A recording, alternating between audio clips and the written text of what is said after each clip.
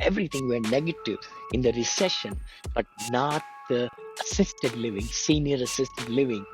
Now, residential assisted living, which is even a smaller sector, there is a very little effect of the economy. This is Vinney Chopra, Vinney Smile Chopra. Thank you for following me on social channels, listening to my podcast, YouTube channel, all the different channels, and also liking the podcast. Please give us a 5-star review, subscribe to it, share the content. My blogs are there. Please watch them too and read them. Also, YouTube channel, all the different ones. My Vinney and Beau show on Friday at 9 a.m. Pacific every week, and also Abundance Mindset with Vinney and Walter Amarello on Thursday live. Please enjoy this show. Thanks again for everything. God bless you. Hi there, guys. This is Vinney Chopra and Beau Eckstein coming to you on this Friday, beautiful Friday here in California and Las Vegas. We're going to talk very specially today about residential assisted living, RAL, residential assisted living. We had a webinar this week. Beau, thank you to you. And we had 212 people register for the webinar, and very high percentage showed up, and a lot of great questions were, asked and so forth. But yeah, so we would love to go over this one with you today. Yeah, let's do it. Let's just kind of do a streamlined version, and then we'll link the full edited episode underneath in the show notes. Excellent. Again, guys, myself, Vinney Chopra, I've been in the multifamily syndication business. I wrote 3 books also on Amazon. Assisted living is something which really caught my attention 5 years back with Silver Tsunami. And that's what this is all about. Oh, by the way, this is me right there. I'm Vinney Chopra, investor, author, recognized 3 top-selling books, blah, blah. And then I came from India with $7 in my pocket and built the net, portfolio AUM of over 1.2 billion, and also philanthropic motivational speaker, blah, blah. But this is what we want to talk about, right, Beau? I mean, 77 million baby boomers in USA are aging. And some of you might be saying, hey, I'm one of that person, because 77 million, about 10,000 to 11,000 every night, baby boomers turn 65, become senior citizens or get on Medicare and everything every single night, over 11,000 people. And assisted living is the class of seniors where they need assistance, just like the word says, assisted living. So when the spouse passes away or somebody slip and fall in the bathtub or in the house, and they are not able to cook or walk or bathe or eat or drive, definitely not. So that's when you need to be transferred to an assisted senior living. And we are short. Actually, in this statistic which I got, it said 1.3 million bed shortage by 2029. Today, it's 2024, and we are short 1.3 million beds now. So what that means is lots of slipping and falling is happening, where seniors in the age of 79, 80, 85, 90, 100 years of age, they are needing assistance quicker 5 years from now. I hope everybody understands what we are talking about. So we are short 1.3 million beds as of today, and it's going to keep on increasing. So there is a huge opportunity to build or buy or convert single family residences into assisted living. Right, Beau? You want to add to that, brother? Yeah, that's a pretty big number. And I want to dive in well, why residential versus a big Yes. box assisted living? Yeah. Totally. Yes, thank you so much. Again, if you see on the left side, I've been building these kind of big box, kind of 80, 90 units in my case, but there are lots of other big companies, they build like 100 units, 200, 400 units, and the quality of life is not the same for seniors. What we found was COVID also really did a big boost in the residential assisted living because the children or the grandchildren, they wanted their grandparents or their parents to go to smaller family home kind of things, one single family home where the caregiving to the senior ratio is like 1 to 4 or 1 to 5, which is very good. I mean, there is one caregiver for 4 people as compared to one caregiver for 15 seniors. They won't be able to get to them in the right time and everything. So that's why COVID helped a lot to boost the demand to even get more residential assisted livings. Now, the other part is the living environment. As you see on the right side, if the seniors can afford to have the caregiving come to their home, cook, bathe, everything, and they can afford to pay a lot of money, then it's the best thing to live your life in your home.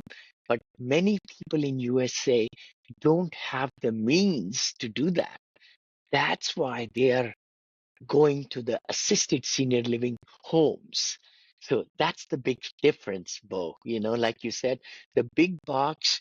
Now, some people asked us in the webinar, Vinney, what happened when the crash came, or now also in 2024, the economy might be going into recession and interest rate, and it's the politically, the new year for the voting for Democrat and for Republicans. The one thing everybody can understand is that this is a need-driven market. It's not really defined by the economy. Economy could go into the dumps even, but still the residential assisted living need will be there. In 2007, 8, 9 crash, this was the only segment of the market, real estate, that did not go into negative. Apartments went negative, the hotels went negative, the office space went negative, shopping centers went negative, everything went negative in the recession, but not the assisted living, senior assisted living. Now, residential assisted living, which is even a smaller sector, there is a very little effect of the economy. I just wanted to mention that. This is another graph. We are in the 2020, right over here, 2024, right in the middle somewhere. The green is the 65, the baby boomers right there, population of 65 turning 65, which is seniors. That is going to be almost 100 million people, going from about 70 whatever million it is right there to 100 million. And this lighter green graph is for population of 85 plus. So if we are in the middle, like about 8.1 million or something, our 85, and people are living longer also, Beau. So the quality of life is needed for the seniors, good nutrition, good care, all those things, because this segment, right from here, about 7 million, 7.1 million, I think, is going to be 20 million. Wow, 300% increase. So the demand is very, very huge in the assisted living space, because usually 70% of the seniors who need assistance are the ladies, because they survive, their husbands pass away, and the quality of life goes down. So most 75% of the seniors who are living in the assisted living spaces, they are ladies. And they will be then needing the space right there. So this is the other part we wanted to kind of show you, segment of the senior living. There are like 5 different segments. As you can see, there is choice driven on the left and there is need driven on the right. So choice driven is no regulations from the government or anything. Age restricted apartments like 55 plus, 60 plus, gated communities, country clubs, all that. Those who can afford, they will live over here, don't need any services, they private pay and all that. Then the little regulation is in the independent living spaces, which are again big communities. They might need housekeeping, people come there, transportation, they may need to go to the doctor or grocery shopping, they might need that. So that's also recreation, private pay right there. Then the middle one is the state licensing and state licensing for assisted living and memory care. So these are the two segments that I chose 5 years back to get into a deep and dive and everything. So on Amazon, actually, I wrote a book. It's called Senior Living Investing Made Easy as my sequel to the Apartment Syndication Made Easy. By the way, Beau, yesterday somebody reached out to me. He bought my books on Amazon, two books, and just a wonderful person from Atlanta in Georgia. We had a meeting yesterday and it was such a great feeling. And he's going to join my mastermind because he said, Vinny, I could feel your energy and everything. And I know you could be a great mentor. So that was a good thing. Webinar? He was not on the webinar Oh, at all. No, he bought the two books from got it. Amazon. He Googled me and bought it over there, and then we met together. So he's going to join my master coaching on that week group coaching. So in the middle one, by the way, is the medication, the bathing assistance like bathing, feeding or all those things. Those are ADLs, activities of daily living, we call it. If there are three or more impaired, then they could go into assisted living. That's how it is. There are about 25 different activities of daily living. But if there are only three different ones or more senior needs help in, they could go into assisted living. And memory care is becoming a very big issue now. That's dementia, memory care, loss of memory, and all that. They need more closer attention. So that is those are the two segments that can be housed in the RAL, residential assisted living, or big box also. They can have the assisted living and memory care. Like in mine, we used to build 66% of the units for assisted living and 33% for the memory care. Now, the last one is need driven, very exclusive, federal licensing, skilled nursing. These are where the hospitals come in, rehab centers come in, all those big box, very complex business is there. Medical services are and doctors and nurses and medical beds and all that. So very complicated business right there. So we just try to really stay in the middle right there. That's what I wanted to mention. So the reasons to invest in RAL, residential assisted living, market demand. Market demand is so strong because of the aging population, and it's going to keep on growing, brother. Though it's not going to go down, but it's going to be bigger and bigger and bigger need. Stable income. That's the beauty of it.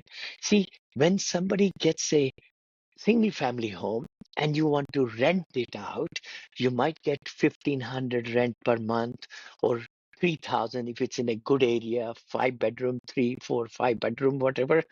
You might get 4,000 rent even. But the beauty is if you have 5 bedrooms in the house and you get seniors assisted facility, you get the license and everything, get an operator who has a license. Don't get involved yourself into it. I say that to everybody. Get an operator who has a license and experience. They could run the business for you. You buy the property, then there is a business part of it, operations, and the real estate. So that's the beauty of it. In this segment, we'll talk about, and Brother Beau is going to talk about the loans because small business loans are the best loans for residential assisted living. So let's go here. Stable income. Why do I say that? Tax benefits are there, huge tax benefits, because it's an operation you are doing. You can do cost segregation and all those things to get the tax benefits and community impact. That is the most important thing I wanted to mention. Why I'm so excited and I'm teaching and masterminding, consulting, because I want a lot of people to really make an impact in the local areas by improving the seniors' lives. That's what it is. It's not just making money, money, money at all. It's giving the best quality nutrition, care, delighting the seniors, like we are very strong now in Arizona, other places like that. This noble cause enhances community well being, making it a rewarding venture. Security and safety is huge, and it's much secure in the residential assisted living as compared to big box, because there are so many ins and outs of the doors. In residential assisted living, it's only one entrance to the home. So I really like that. And personalized care, we talked about that. The ratio is very low, 1 to 4 or 1 to 5. There are two caregivers, like for 10 residents in my communities, like during the day, and one caregiver at nighttime, so that they could do when the seniors need 24-hour care. Most of the seniors are sleeping at nighttime, but if they need help, and so on. So let's talk about this here. This is a very important slide. See, stable and reliable cash flows. Huge, huge, huge. If your home, if it's 5 bedroom, you could do sharing of the bedrooms and all. If there are 10 seniors that can be housed, of course, each state has a different law. Like in California, in one single family home, only 6 seniors can live in that home. In Texas, I was told like 16. I don't own anything there yet. In Florida, also, I heard that it's 6.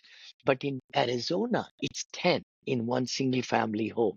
So if there are 10 seniors in a single family home and they each pay about 5,000 to 6,000 apiece, there is a revenue, monthly revenue of 50 to 60,000 coming into this single family home assisted living, and the occupancy is pretty high. Most of the people I've talked to in good communities, good neighborhoods, the occupancy goes to 85 to 95%, which is fantastic.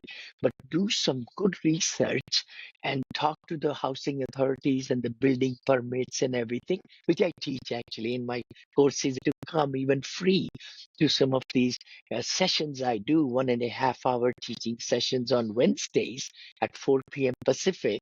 You're welcome to just DM Brother Beau or me, and we'll give you the link, and you could come on there and look into it and so forth. And you may join the mastermind to get it to the next level.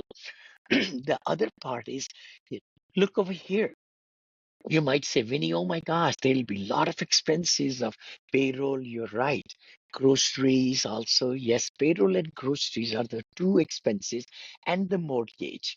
Those are the three expenses, top expenses that we pay each month out of the money. But still, there is about 15% to 20% left over. So about 10,000 approximately each month can be saved as net profit margin after paying the mortgage, after paying the expenses and everything. Can you imagine a single family home which may not give you any money at all if you did it for a rent of 1,300, 2,000, and with the expenses and repairs, you may make zero money cash flow.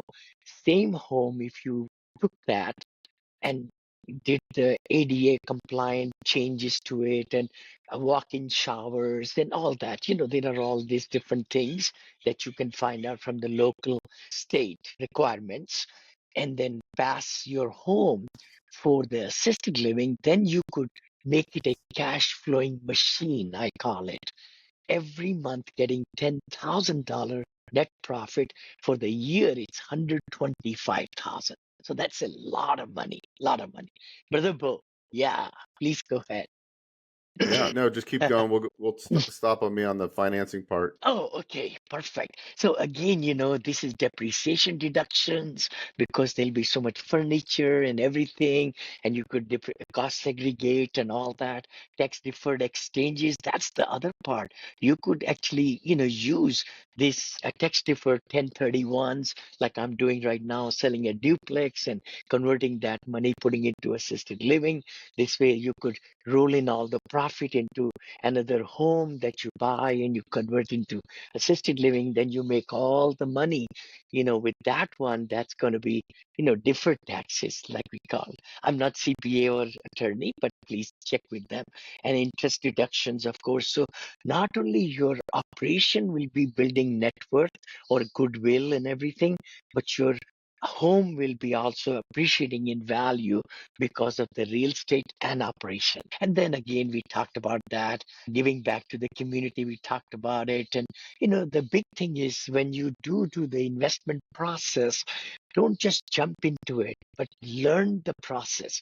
You don't want to get and caught wrongly into anything. So you want to make sure you identify your goals, you research the properties, you do the financial planning, how it's going to work, do the full due diligence. That's what we teach in the mastermind also. And suitable locations, consideration, facility layout, and amenities, and all those things are very important. So systematically evaluating the market trends and demands in their demands are everywhere in every state, by the way, because the seniors are trying to live into the residential assisted living near to their grandchildren, near to their children, so that they could come and have a breakfast or lunch or, celebrate birthdays and things like that. There we go, brother. Brother Bo is going to talk about financing options. Brother is, Bo is so, so special. I'm telling you, if you are looking for franchises, if you're looking for any kind of loans on any businesses, Bo figures out ways. He's got such big connections with banks and everything. And he figures out how to really finance your investments. Go ahead, Bo, bro. All right, so you might already own one and you have a conventional mortgage on this rental property. Well, maybe you can put a HELOC on to do all the improvements. That could be one Yep. step. SBA Hmm. loans, a viable product. You can get, acquisition financing, money for working capital, all the FF&E, which is furniture, fixtures, and equipment. Total project cost Yes. can be financed. That's the highest leverage financing you're going to get. Commercial real estate loans, there are community banks, regional banks that do the commercial financing. What I Hmm. like is you can also find bridge money, short-term debt to Hmm. make the improvements, and then that would be eligible to refinance with an SBA loan. So sometimes we use institutional funds that do like kind of the fix and flip loans. They don't Hmm. necessarily know that we're going to convert this into a raw, but that's the intention. But we use them for Hmm. 12 or 18-month term. Go in Hmm. there, maximize bedroom count, get it all ready and licensed, and then refinance with SBA. Lots of Yeah. options. You just got to be strategic. You got to know how to do it. And if you're going for SBA financing and it's a startup, you got to have a good business plan. You have to have some sort of track record. And if you don't have a Hmm. track record in the assisted space, you bring on an operator that does, or do Hmm. some kind of JV. There's lots of ways to do it. That's really all I want to say today on the Hmm. financing, because everybody's got a unique situation. Some people are well Yes. capitalized. And then there's also utilizing self-directed people's self-directed. They become Bank of America. Yes. So Yeah. Vinney in the past has lent money to me through his self-directed vehicle when I've done some flips. So you can get Yes. we call it in our world, we call it a financial friend network, where we help them deploy their retirement funds into a safe vehicle and give them a return. Instead of paying Bank of America, I pay Bank of Vinney, right? And that's the So principle. true, so All true. right. And Yeah. I'm so glad you said that, Bo. Thank you. Because see, retirement funds are so huge in this country, in USA, $39.9 trillion with a T, $trillion are in retirement funds. Majority of those funds, 97% are in the Wall Street, in the REITs, in mutual funds, in ETFs, all those things. But you could actually convert portion or all of your retirement funds. I don't say I'm not CPA or attorney, but talk about it. You could self-direct, it's called, through EQRP for 401k or Advanta IRA services, Premier Trust Company. There are lots of custodians. Please look into that, how to convert your retirement funds, a portion maybe out of that, into self-directed IRA, self-directed 401k, self-directed KEO plan. That's what Beau is talking about. Then you become the bank, checkbook control, and then you lend the money out to other people or like that. So this is Yeah, a and in theory, you could also own raw in your self-directed yes. account. Yep. Yep. So then you're not going to get the tax benefits and so forth. What I like is kind of like, if you're interested in this space, is you Yeah. build a financial friend network, and you could lend to your friend, and your friend lends on your project. And that's, obviously check with your custodians to make sure it's all Yes. kosher, but it generally is, as long as there's arm's length transaction. So you can be extremely creative. And kind of what I was thinking about is like, look, what if I just got like a simple, no doc, we call them DSCR loans, took the property down. I needed a 25% down payment. What if I got somebody's IRA money to give me a business loan for the down payment plus Yeah. working capital and FF&E? Now I've just done 100% financing, and I go in, operate the business, and then once it's stabilized, then I do an SBA loan. Yep. Yep. Once you have an established track record with SBA, and you have 2 solid years of financials, you can get 100% on expansion. So you can go buy another one and another one, 100% with the 7A. So it's That was fantastic. beautiful. I'm glad you said that 7A and 504, right? Those two. I mean, you could really start building a brand in your community by starting like one. I talked to another operator here in where I live near San Francisco in Danville. He has got in Pittsburgh and Antioch, like 4 of those. In just 6 months, he was able to buy some existing business, and he also bought a converting residential, property into RAL. So a lot of different ways are there. Thank you both. Thank you for sharing that. Again, operating a successful REL business involves leading with a vision, what you want to accomplish, learning the process a little bit. It's not rocket science. That's the beauty of it. I find it, and I keep it so simple in teaching and everything. And I show my own examples and make sure that everybody understands. We meet every week, talk about it. People underwrite and bring deals. A lot of students are joining hands and working together. I love that. Quality care standards are met. That's staff training development. See, all that, I don't have to do it, but we find operators with license and with 15 years of experience, 20 years of experience, and they are great people, compassionate people, and they will hire and do everything. And effective communication with the seniors is also very, very important with the families and all. Conducting market research. You have to define your market, analyze the competition, gather data, access demand, and then you dig into, getting the right location. Location is very important. So summarizing the benefits as we discussed today, financial security you can get, and also good tax advantages, and you make a very big community impact by investing or owning or operating residential assisted living. So I hope you like that whole system that we talked about today, and the growth is there. Oh, by the way, again, if you'd like to know more about it, please go ahead and look at in Amazon my 3 books, Apartment Syndication Made Easy. You'll get so much great things out of there, how to buy apartments, because as the interest rates goes down, there will be huge opportunity to buy apartments again now. I know we haven't bought any for 5 years, but it's going to happen in end of this year or next year. But senior living investing made easy is an amazing opportunity right now with the residential assisted living, and positivity brings profitability is my 3rd book. And if you'd like to just scan this and book a call, love to meet with you, myself and Louis, and or Beau, brother Beau, also reach out to him so that we could, really help you. All right. Great episode. I hope you guys enjoyed it. We'll see you next week. Take care. Thank you. Beau and I are together to really bring the best to get your business to the next level. I look forward to connecting with you in the future.